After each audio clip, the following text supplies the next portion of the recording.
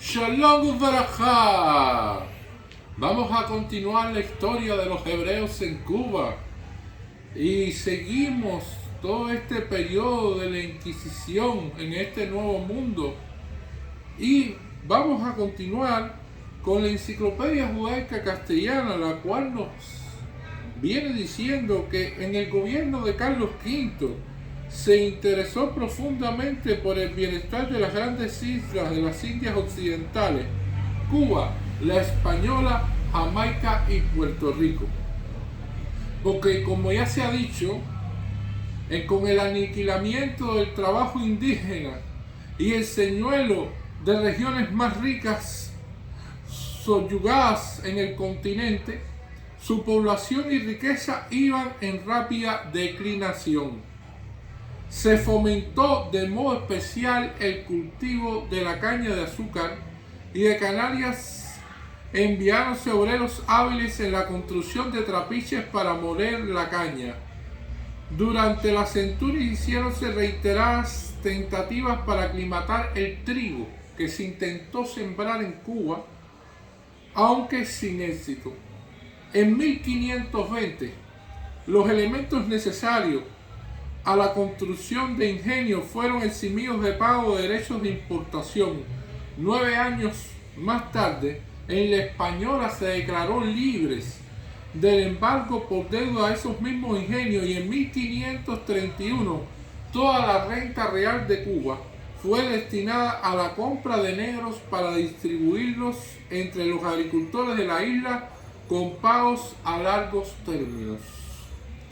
Y una de las cuestiones interesantes que nos va a decir el libro de Cuba, en el cual va a definir 3 periodos dentro de la colonia, que son los que nos interesa tocar ahora, en estos momentos, que tiene que ver precisamente qué es lo que lleva a los hebreos durante estos periodos a hacer un proceso de intercambio de mercancías y lo que se llamó en Cuba como contrabando, precisamente por las condiciones que estableció la metrópoli sobre la colonia, sobre Cuba en esta época.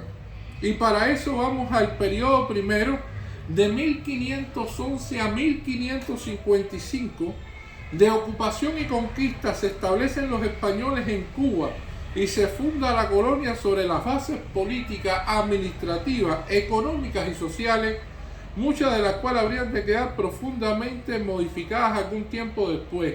La administración colonial se organiza con un gobernador jefe superior de la isla nombrado por el virrey de Santo Domingo y dependiente de este, revestido de poderes militares, gobernativos y judiciales, todo en uno, con municipios de elección popular y alcaldes investidos también de todos los poderes, pero en un orden jerárquico inferior, y con funcionarios de Hacienda nombrados por el rey y subordinados al mismo de manera directa. La colonia debía quedar aislada de toda comunicación, Cuba aislada, y trato con los extranjeros estaba prohibido, cuya entrada en la isla se prohibió, y así como toda relación con los puertos de la misma España, excepto el de Sevilla. Durante este primer periodo, 1511-1555, solo en Cuba se podía tratar con el puerto de Sevilla. La única fuente de riqueza de este periodo fue la saca de oro, fue objeto de un oneroso gravamen en beneficio del rey. Si el oro se extraía con indios encomendados, el encomendero debía entregar a la corona el 20% del metal recogido sin deducir gasto de ninguna clase. Si se recogía con negros esclavos, debía pagar el 10%. Todo el metal debía presentarse en la única fundición establecida en la isla, en Santiago, para ser fundido en barras, separar la parte correspondiente al rey y marcar y contraseñar las barras que quedaban en poder del minero con destino a ser vendidas o exportadas únicamente al puerto de Sevilla. Para los colonos resultaba onerosísimo no solo el fuerte tanto por ciento del producto bruto que debían entregar al tesoro real, sino el transporte a largas distancias y sin camino del mineral, hasta la única fundición de la isla. Los escasos y los lentos de las comunicaciones no permitían en esta época exportar ningún otro artículo al lejano mercado de Sevilla. La minería fue la base de la vida económica. Y esto es el primer periodo. El segundo periodo podemos denominarlo de 1555 a 1607. Presenta cambios fundamentales comparados con el primero. El gobierno, con residencia en La Habana y no en Santiago, cesó de estar a cargo de un hombre civil y viene a pasar a manos de un militar. Los consejos municipales decayeron con la emigración al continente y el empobrecimiento de las primeras villas, perdiendo el carácter democrático y popular que tenía, porque la mayor parte de las regiones llegaron a poseer sus cargos a perpetuidad, adquiridos por compra a la corona o por donación real, y en virtud de que los funcionarios de la Real Hacienda y otros que se fueron creando vinieron a tomar asiento con voz y voto en la Junta de los Consejos, las encomiendas de indios se suprimieron, quedando libres los pocos sobrevivientes de la raza indígena. En cuanto a los lavaderos de oro casi agotados, dejaron de producir totalmente al no poder y ser explotados con indios, precipitando la ruina de la colonia, ya muy adelantada por otras causas. El tráfico con el exterior se restringió más aún, pues además de seguir limitado al puerto de Sevilla, se redujo a una o dos expediciones anuales conocidas con el nombre de flotas, suprimiéndose las comunicaciones en buques sueltos. En este periodo, la población blanca nativa de la isla ya en su mayoría se manifiesta apegada a la tierra, distribuida entre los pobladores en grandes lotes por los municipios. Se vive en un estado muy primitivo, casi bárbaro, del ganado salvaje que se ha multiplicado en la isla y de algunos productos del suelo.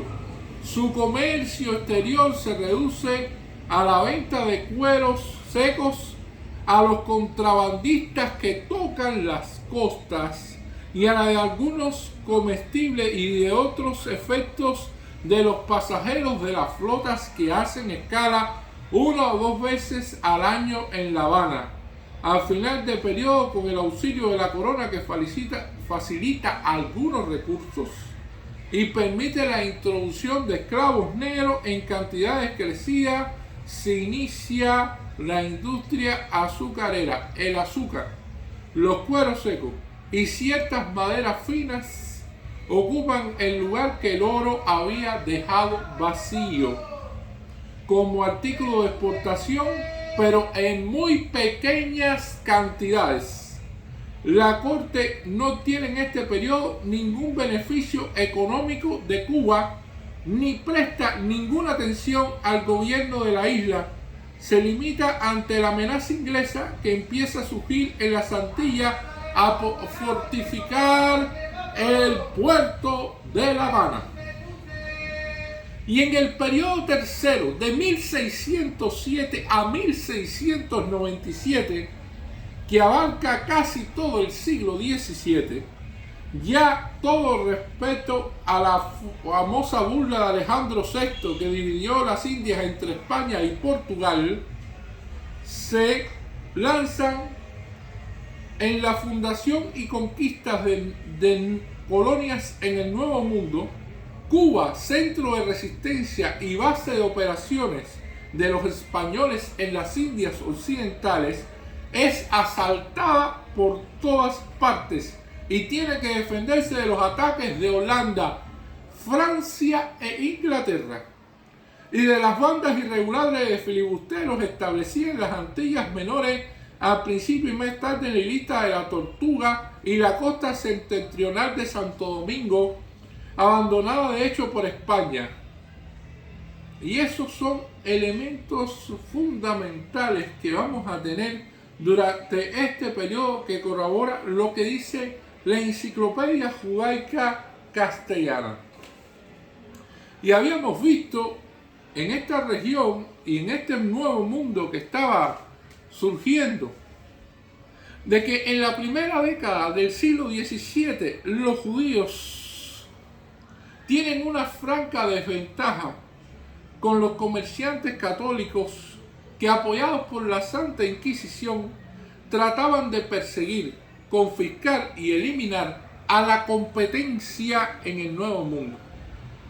Judíos, conversos y marranos corrían peligro, y por eso en los años 1620 los conversos judíos marranos empezaron a tener relaciones con Holanda e Inglaterra para obtener riquezas en el Nuevo Mundo. Existe una especie de alianza, una especie de coalición en contra de España, y vamos a ver que muchas de las medidas que aplica España van en contra del libre comercio y van a empobrecer a la isla. Por lo tanto, esto trae consigo de que debido a eso muchos judíos aprovechen la oportunidad, junto con los holandeses, los ingleses e inclusive los franceses, para comerciar en la región del Caribe y también con Cuba de manera de contrabando. A Oliver Cromwell, general y lord protector de los territorios ingleses de ultramar, recibió varios mensajes de espías en el Nuevo Mundo que le indicaban que los judíos podían ser muy útiles en el desarrollo de las colonias inglesas e inclusive podrían ser una quinta columna en contra de España. Curiosamente, los judíos fueron expulsados de Francia en 1394 y de Inglaterra en 1290 después de la Era Común, pero estas naciones, en conjunto con Holanda, permitieron la presencia hebrea en las islas del Caribe que les pertenecían respectivamente desde 1624 y 1635. Los judíos eran bienvenidos.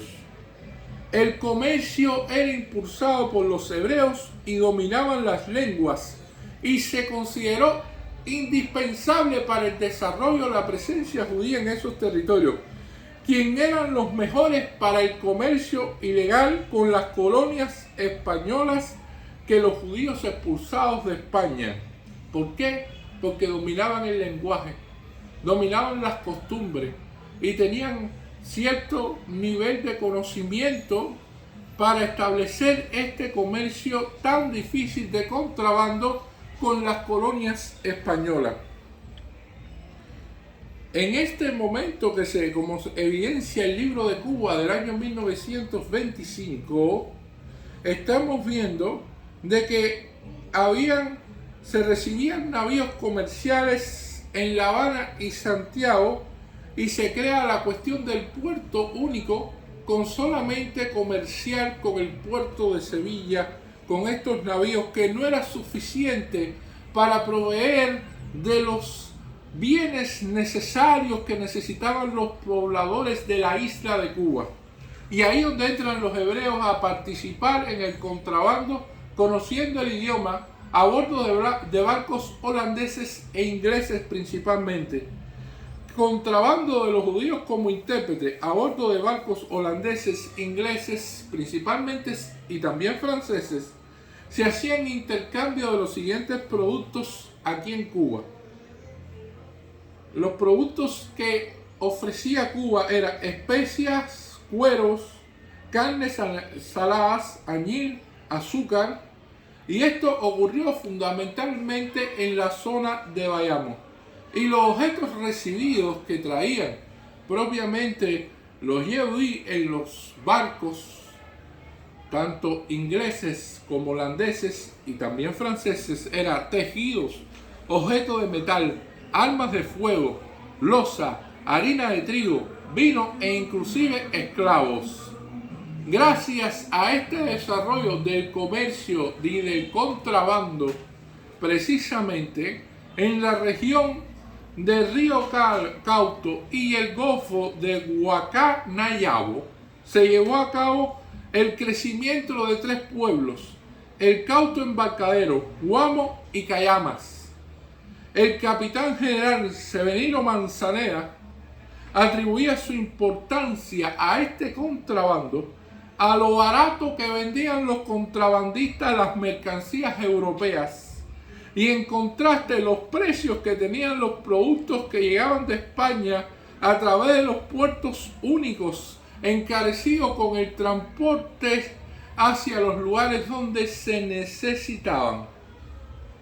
Y es evidente que los judíos tuvieron que ver un papel y un rol aquí en el contrabando que existió en Cuba en aquella época.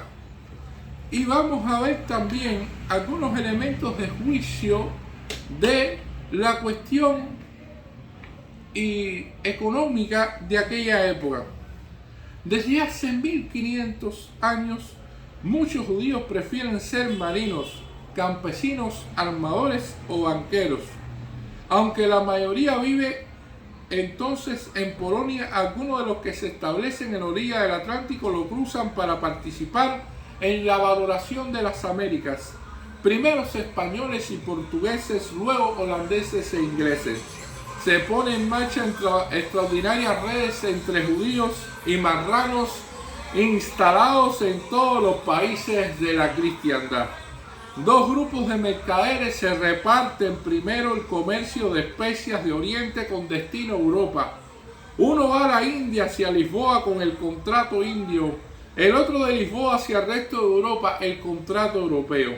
A su llegada a Lisboa, las mercancías del contrato indio son revendidas a participantes del contrato europeo, de cuyos beneficios le corresponde al rey de Portugal. Los judíos enmascarados están presentes en los 2 contratos, ampliamente organizados por comerciantes conversos a partir de Burdeos y Amberes, luego de Ámsterdam y de Londres. Importan, venden y a veces transforman especias, drogas, algodón, seda, perlas y diamantes. Confunden las pistas para que no se sepa quién es el verdadero propietario de los cargamentos que transportan. Y esto es uno de los elementos que vamos a tener fundamentalmente aquí. También garantizan los riesgos con la creación del paso del seguro marítimo holandés, cuyas enormes primas medida de los riesgos corridos se eleva entonces a 70 guilders por cada 1000 guilders de mercancía comprada para un viaje a Europa, y 10 veces más para un embarque con destino a las Indias o a las Américas. Así la prima prácticamente duplica el precio de costo de los productos, circunstancia que aumenta la fortuna de los aseguradores, y ello deja entender que el precio de venta final de estos productos lejanos es un múltiplo muy elevado de su precio de compra. Nosotros creamos el seguro marítimo a través de la historia de la humanidad. En el comercio, cuando se envía un cargamento, se debe cobrar un seguro o un flete en el cual la mercancía está asegurada de cualquier problema que pueda ocurrir. En América y en muchos de estos países que estamos viendo, va a existir corsarios, piratas, determinados peligros, riesgos que pueden ser también tormentas, huracanes, etc. Y entonces toda esta mercancía queda asegurada mientras más difícil es la travesía, y por supuesto que eso crea un gran nivel económico para los judíos que están atrás de este comercio. A finales del siglo XVI, luego de su guerra de independencia contra España y su conflicto con Portugal, los holandeses ya no pueden utilizar a Lisboa como cabecera comercial. Comercian por sí mismos y reemplazan a los portugueses en las costas de África. Crean entonces las compañías públicas que el Estado vende y revende al infinito monopolio de comercios incesantes expropiados para hacerse de más dinero. En 1602, una compañía de las Indias Orientales recibe el monopolio del comercio con la India. Como hay que ser ciudadano de las Provincias Unidas para ser accionista, Entonces no hay más que dos sancionistas judíos, un hombre que se llama Estefan Cardoso y una mujer, Elizabeth Pinto, con 5% del capital. Otros se suman a ellos en el curso de los años siguientes: Melchor Méndez, Manuel Tomás, Miguel López Fernández, Manuel Carvalho y Diego Díaz Querido. En 1609 se firma una tregua de 12 años con España, que en 1621 no se renueva. Los holandeses crean entonces la Compañía de las Indias Occidentales y emprenden una guerra privada contra España en el Atlántico. A cambio del pago de 1 millón de guilders, monto innecesariamente aumentado, la compañía obtiene, y esto es muy importante, por 80 años el monopolio de comercio a lo largo de las costas de África y de América, de las islas de cada lado de América y de las tierras australes y del sur. En especial, tiene derecho sobre todo cuanto requiere el servicio de esta provincia, el beneficio y el desarrollo del comercio. Más claro, tiene derecho a saquear todos los barcos españoles y portugueses que se encuentren. Por lo demás, en las cuentas de esta empresa de piratería hay una función oficialmente titulada Beneficios y Pérdidas por filibusterías y saqueo marítimo. En 15 años, las 800 naves de la compañía capturarán 500 barcos españoles con sus cargamentos de oro, y en 1627, una vez limpio el mar, el capitán holandés Pierre Heijn lleva a cabo 2 raids contra Bahía, capital de Brasil portugués, bastante remunerativos para permitir que la compañía recupere aliento. Los conversos de los Países Bajos, enemigos jurados a los españoles y los portugueses, se asocian gustosamente a partir del año 1633, aunque a veces se vean enfrentados con otros marranos, también mercaderes, en barcos procedentes de Portugal. El 29 de abril de 1638, una vez instalados los holandeses en Recife, tras varias peleas y otras quiebras, el gobierno de los Países Bajos reduce el campo de acción de la compañía únicamente al comercio de material bélico, madera para tintura y sobre todo esclavos. El papel de los armadores judíos en esto se vuelve tan significativo que en 1652 la principal fuente de ingreso de la comunidad de Ámsterdam es la tasa que imponen sobre la ganancia de las partes judías en el seno de la compañía. Otros judíos siguen de armadores comerciales. En mayo de 1657, Samuel Núñez de Mercado es el único propietario de la nave La Escala de Jacob. Antonio López Pereira, Simón Drago, Diego Martínez son compropietarios de buques que parten de Ámsterdam, completan sus cargamentos en Inglaterra, transportan mercancías europeas hacia los puertos de Brasil holandés y vuelven cargados de productos exóticos. Son incluso los primeros importadores de tabaco, algodón, azúcar de caña y café a Italia, Alemania y el norte de Europa, evitando cuidadosamente los barcos y puertos ibéricos. Los otros elementos en las colonias de España. En la América de Colón, Pizarro y Cortés, algunos marranos hacen fortuna en las minas de plata de Potosí o como mercaderes de esclavos, y siguen siendo modestos artesanos buhoneros. Y en 1590, cuando llega la Inquisición, instalan 3 tribunales del Santo Oficio en Lima, México y Cartagena, y así comienzan los arrestos. No obstante, para dar solución a este problema, porque es tanta la persecución que existe en estos lugares, que en 1580, tras la unión de Portugal y España, que la Inquisición desembarca en Brasil, muchos marranos prefieren huir y los que quedan son amenazados, como en México. La Inquisición sospecha que los armadores portugueses que navegan por el Río de la Plata comprando azúcar, arroz, paños y esclavos con reales de plata son nuevos cristianos que judaizan. Entonces cuenta de Portugal esperan muchos de los holandeses empiezan a merodear en estas latitudes. Muchos judíos portugueses se unen cuando los holandeses toman Recife en 1630, son bien recibidos en 1634 y el gobernador general holandés Mauricio de Nassau permite la libre expresión religiosa. Una comunidad se instala entonces abiertamente en Recife, agrupando a conversos de Bahía y a judíos de Ámsterdam. Y estos son elementos también fundamentales que no tardan en desembarcar otros judíos en Brasil holandés. Vienen de Hungría, Polonia, Turquía, Marruecos, España, Portugal, Holanda y Alemania.